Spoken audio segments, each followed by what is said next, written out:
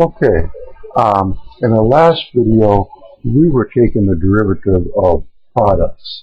And again, the formula is, if I have products multiplied together, it doesn't have to be just two products, it could be more. We have this function here is multiplied by the derivative of this product, plus we take this function and multiply it by the derivative of that product, and that will give us our dy dx.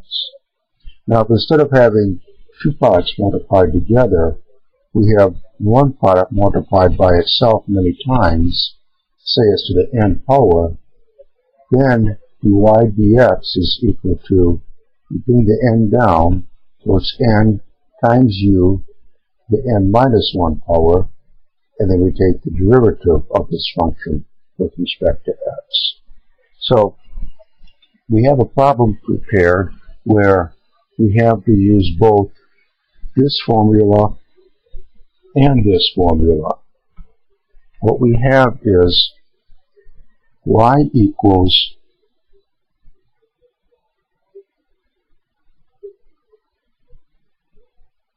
x squared plus 1 cubed multiplied by x cubed minus 1 quantity squared.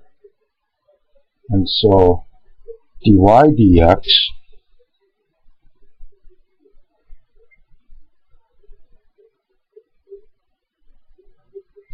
that will equal, this function we keep the same, x squared plus 1 cubed, and now we multiply it by the derivative of this function.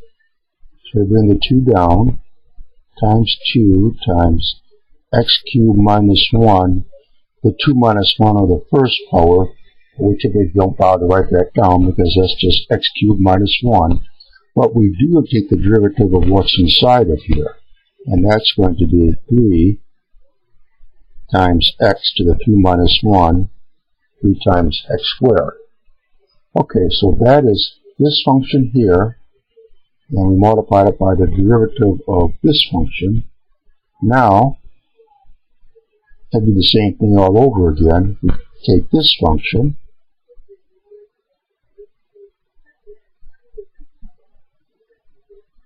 and we have to multiply it by the derivative of this one.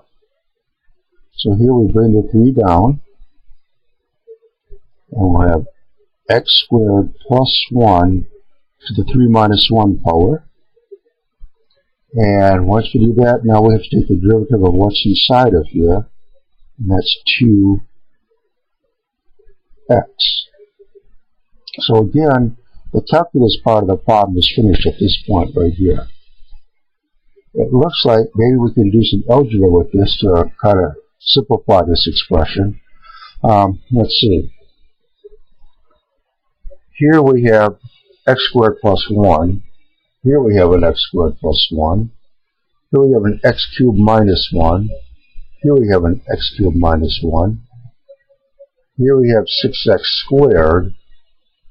Here we have 6x. So it looks like we can factor out from this 6x, and then we have multiplied by, we have an x squared plus 1 term, and we're going to have an x cubed minus 1 term. These are what we're factoring out from both sides here. Now, x squared plus 1 to what power? To the lowest power where it exists in the equation. Here it is cubed, here it is squared. This is the lowest power. So it's going to be x squared plus 1 quantity squared. And here we have x cubed minus 1 to the second power.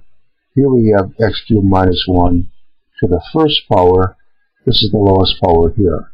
Okay, so this is going to be multiplied by, here we have 6x, here we have 6x squared, so it has to be times x.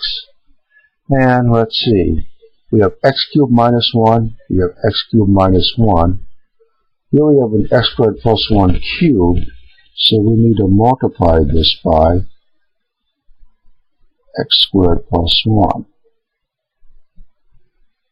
So if we multiply this times this, it gives us that.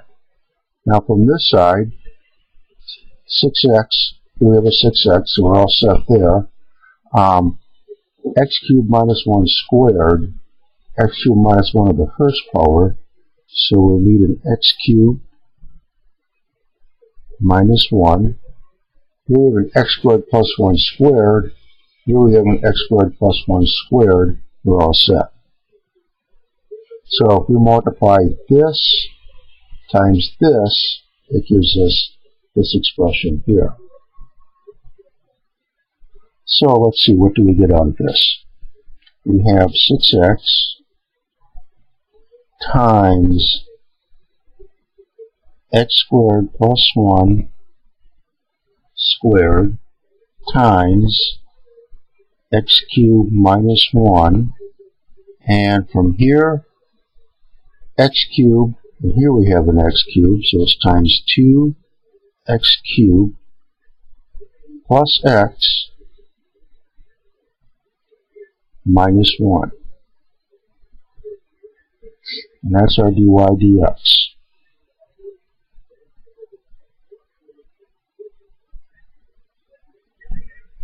So again, it's a rather complicated expression, as you can see. Can't avoid that. But again, it really hinges on just kind of doing things step by step and following through and breaking the problem into pieces. Here we had this, and we multiplied it by this derivative. Then we have this, we multiplied it by this derivative, which is right here.